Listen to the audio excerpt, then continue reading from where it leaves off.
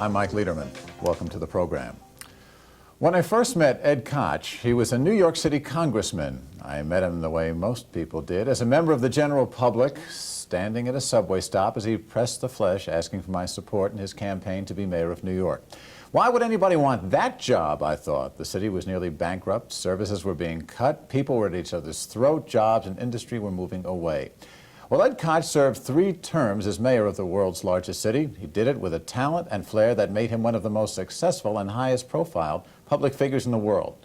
When he appeared in public, he used to ask, "How am I doing?" And people told him one way or the other, usually with a thumbs up.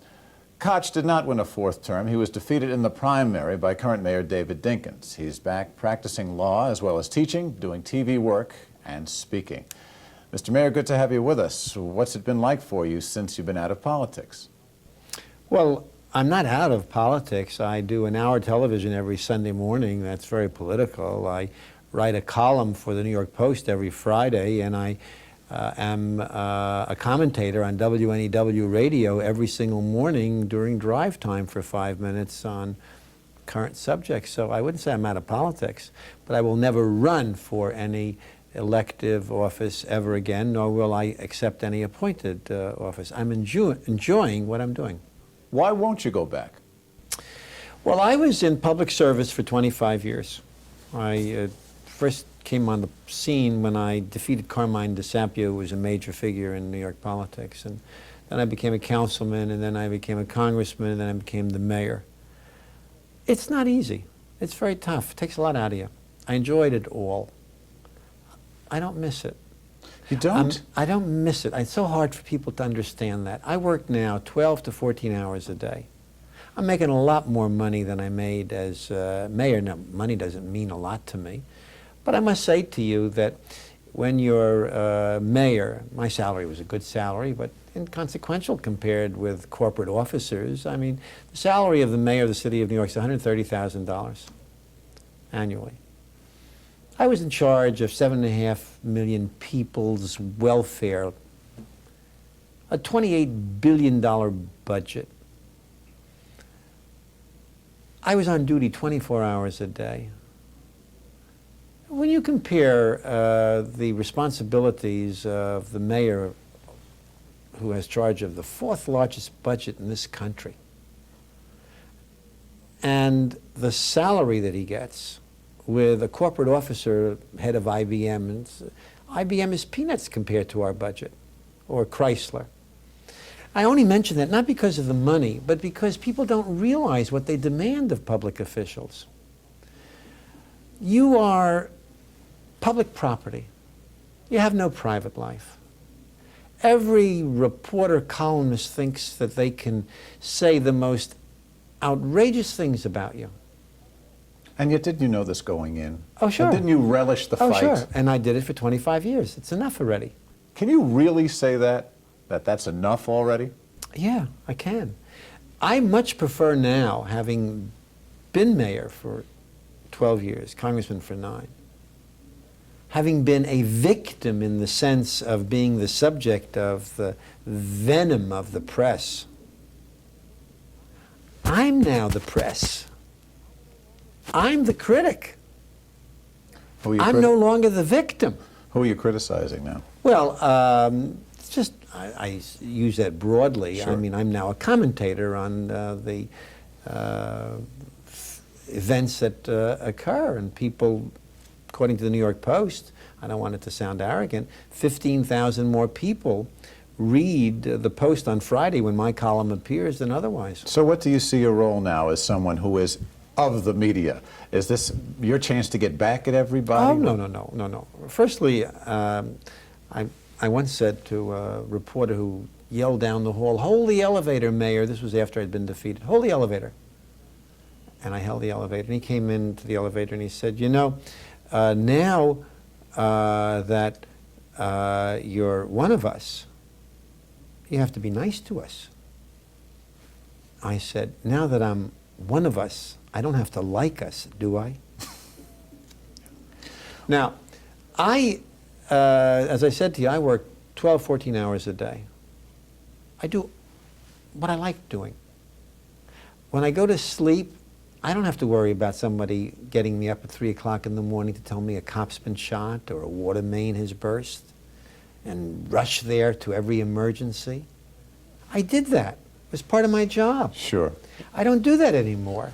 I sleep easier now.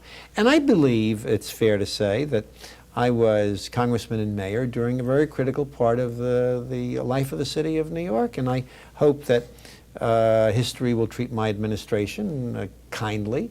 I, along with 2 other mayors, served for 3 terms. The other 2 didn't even dare run for a 4th term because when they left, they were both discredited. You know who they were? LaGuardia and Bob Wagner. And when they left, they were not well liked. Fact is, Bob Wagner tried to come back 4 years later, and he was defeated ignominiously.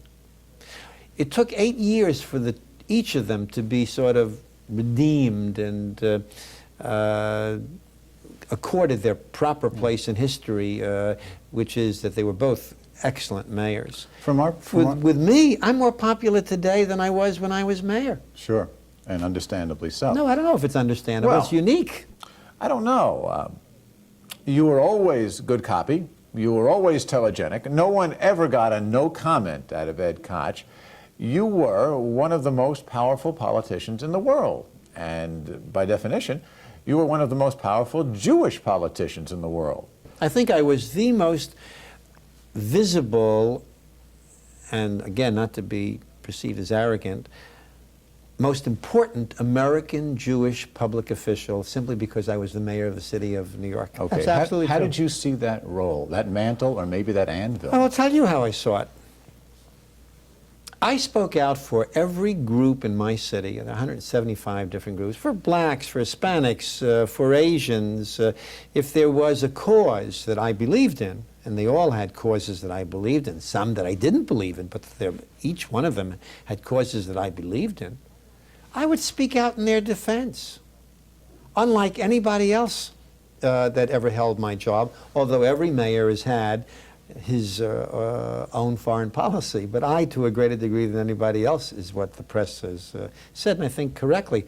I felt it was my obligation to do that. And I always said, if I will speak out for everyone else, will I not speak out for Jews? Will I take the position that because I'm Jewish, I can't speak out in support of the people of whom I'm a part? Don't be ridiculous. And I was attacked for speaking out many times. Exactly, that's my point. For Israel, the state of Israel. I believe that the state of Israel is in great difficulty at this particular moment. It's important for Jews to speak out when it's unfairly attacked, and I criticize things that they do. I never take the position that I can tell them what to do. I can give my opinion. But they're the ones whose lives are on the line, so to speak, and they've come through 4 wars and lost, if you took the figure of 60 to 71, which would be the population spread between the United States and Israel, they have lost millions of people on the battlefield. God forbid they should ever lose one war. They've won 4 that were thrust upon them. So that anyone who tells them what their security needs are should be prepared to go and fight their battles on the battlefield when the chips are down. But and nobody's willing to do that. How do you explain Israel's problems? How do you explain them in maybe a public relations standpoint? Even today, as we read the papers, as we tape this program, President Gorbachev is warning Israel about cutting back Jewish emigration from the Soviet Union if the Soviet Jews settle on the West Bank. You know, Gorbachev is, today we all, extol his change and what he wants to do for the Soviet Union, just as we did for the Chinese when they changed their positions, and we lauded every Chinese leader who came here. They're all murderers. They all have blood on their hands, including Gorbachev.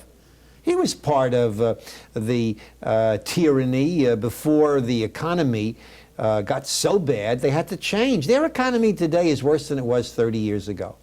And they recognize that communism has failed and that they need America's help. And they have to change their system and make it a market one. So when Gorbachev, in response to Arab pressure, he says he's been visited by the Arab leaders, and he wants to respond to the Iraqi, the Iranians, the Egyptians, and he threatens Israel. Well, it's possible he'll carry out that threat, but if he does, there's something called Jackson-Vanik, which President Bush cannot change unilaterally. Only the Congress. I was there when we voted Jackson-Vanik. What is Jackson-Vanik? That the Soviet Union may not get most favored nation status or credits. They can't borrow money or finance through the Export-Import Bank the sales, which they desperately need unless they change their immigration policy, not just on and off because the president of the Soviet Union, Gorbachev, says, well, let the Jews out. No, that's not enough. They have to put into law a change which accords with their treaty obligation with the United Nations, which says that anyone, Jew, non-Jew, Muslim, Christian, is able to leave the Soviet Union without restraint. Now, if they decide that they will not do that, then the most important thing that they want of the United Nations, strike that, of the United States, which is MFN, most favored nation status, they won't get it.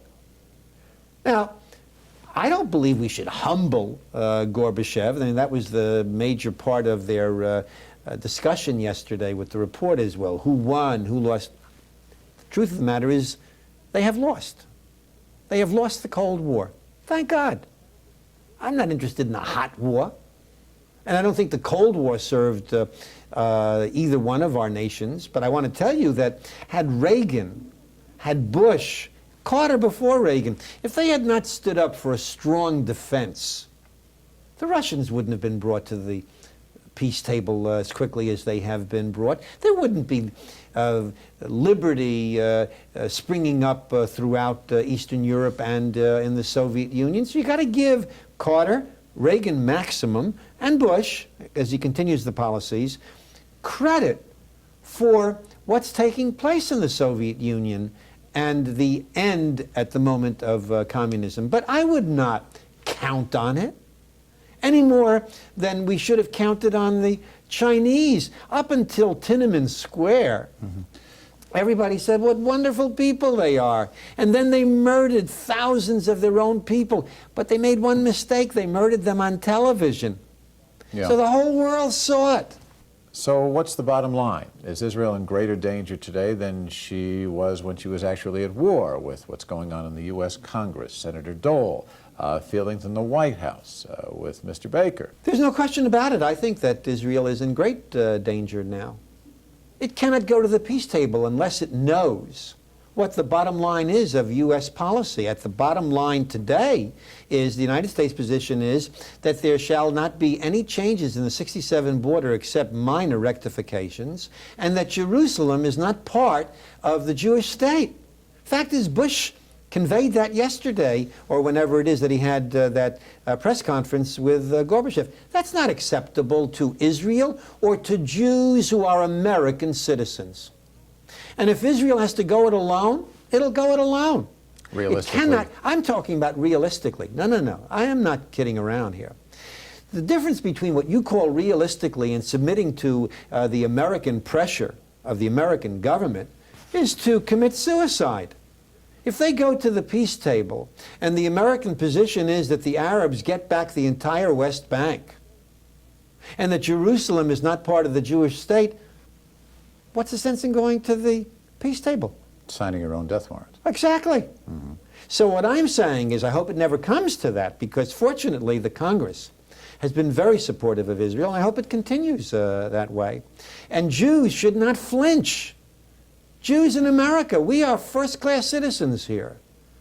Jews in America, like the Irish in America, have every right to be concerned about their brothers and sisters in their ancestral homeland. Do the Irish worry about dual loyalty when they worry about the British and their persecution of Irish Catholics in Northern Ireland? The Irish Catholics here say we will stand up for our brothers and sisters. Very good point. But how many times are the Irish reminded of their other loyalties compared to how many times Jews are reminded of this? Well, Every time you'd open your mouth. That's the unfair double standard. But Okay. that doesn't mean that we should ever fear it or submit to it. The best illustration would be let's take the Jesse Jackson imbroglio. You know, Jesse Jackson is very hostile to Israel. Bishop Tutu is hostile to Israel. Nelson Mandela is hostile to Israel. Should Jews just sit by and say, well, listen, these three men have done extraordinary work in different fields, and they have. You got to admire the brilliance of Jesse Jackson. I just don't admire his politics. You have to admire the extraordinary courage of Nelson Mandela. I just don't admire his politics as it relates to Israel.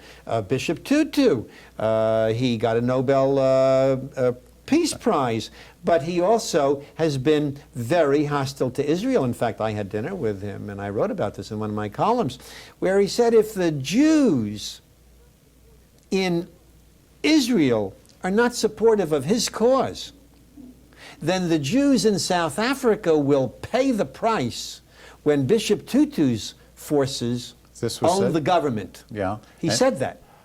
Jesse Jackson being hostile to Israel. Oh, extremely hostile. I mean, anyone, or Nelson Mandela just went to Libya recently and embraced psychologically, physically, I don't know, Gaddafi. Am I supposed to accept that? I mean, would blacks accept a comparable embrace of some Ku Klux Klan leader? Of course they would not.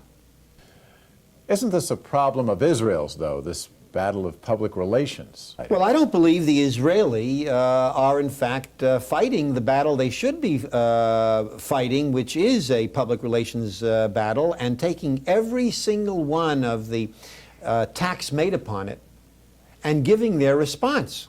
Now, I want to say to you, I have never taken the position that they are correct in everything that they do. Most recent illustration would be settling Jews in the Christian quarter of Jerusalem. It happens, I believe, overwhelmingly, that Jews can live anywhere. In fact, in the Christian quarter, 80% of the people who live there are Muslims. I don't believe there's a place in the world that should be called Judenrein. Jews should be able to live on the West Bank, no matter what the final disposition of the West Bank's status is. But nevertheless, it was stupid at this particular moment in time Public relations to take on that problem. And then what they failed to do when it came out that the Israeli government had paid part of the expenses of this group. This is an ultra-Orthodox group. They're not looking to do what's right, this ultra-Orthodox group. I mean, they have politics that I'm not keen about. You know, they would turn Israel into a theocracy, and I am for a democracy, not a theocracy. I am for Teddy Koch. I am not for this group that would impose its orthodoxy on me or anyone else. But before we get too far off the point, the issue here is one of marketing. I mean, whether you're talking about ideology or a diet. I believe diet. You bring out the fact that I've lost 39 pounds on Ultra Slim Fast, and I'm just one more pound, and I will have As I say, my goal. congratulations, but before we stray too far off the point, seriously though, one of the Chicago aldermen said to me, Jews don't need government, meaning Jews don't have to have that lobby the way other groups like the Irish do, or the Germans, or the Poles do. Well, they're foolish if that's true. I don't believe that's true, frankly. I believe that the American Jew is very supportive of the state of Israel and recognizes that even though, thank God, no Americans will ever have to seek sanctuary under the law of return, and we're first-class citizens here, that's not true around the world. If Israel were not there, who would be taking the Soviet Jews? Not the United States. So why is Israel taking such a beating? And you can't help but think, no matter how the opposition shovels at Israel, Israel's got to be somewhat responsible, if not in what it's doing, in the way it's acting. Oh, I don't agree with that. Why have Jews taken such a beating for several thousand years? It's called anti-Semitism. That's one of the things. You know, what Jews should know, make them feel good.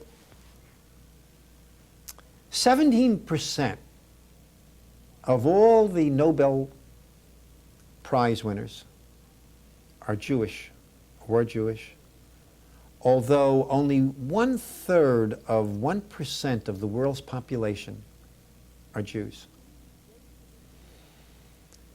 The Jews gave to this world Moses the lawgiver, Jesus Christ to the Christian world as God, Marx to the communist world as its anti-God, if you will, and Freud. I mean, these are 4 seminal figures. One little people did that. We have to feel very proud, not arrogant. We're no better than anybody else. We're surely no worse than anyone else. And we have to understand that it's the job, the obligation of every Jew in the diaspora. And I'm a Zionist, which today means not that I want to go to Israel to live, but that I believe in the rebirth of the Jewish nation. The Jewish nation, which is Zionism. And I have an obligation to make sure that every Jew in need of sanctuary, a couple of years ago was the Ethiopian black Jews, today it's the Soviet Jew, that there is a place that will take them. Adolf Hitler in 1938 and 39 said to the world, I don't want the Jews, take them. And he was willing to let them out. Nobody would take them. That's why the security of Israel has to be uppermost on the minds of every Jew in every free nation in the world where they can be supportive of their ancestral nation. There's no argument about that. But isn't what we're talking about here a war of words, 30-second sound bites, TV shows and appearances, articles in the newspapers, the magazines, the periodicals? These films constantly, the same ones over and over again, of Israeli soldiers firing at Arab Palestinians on the West Bank who are throwing rocks at them.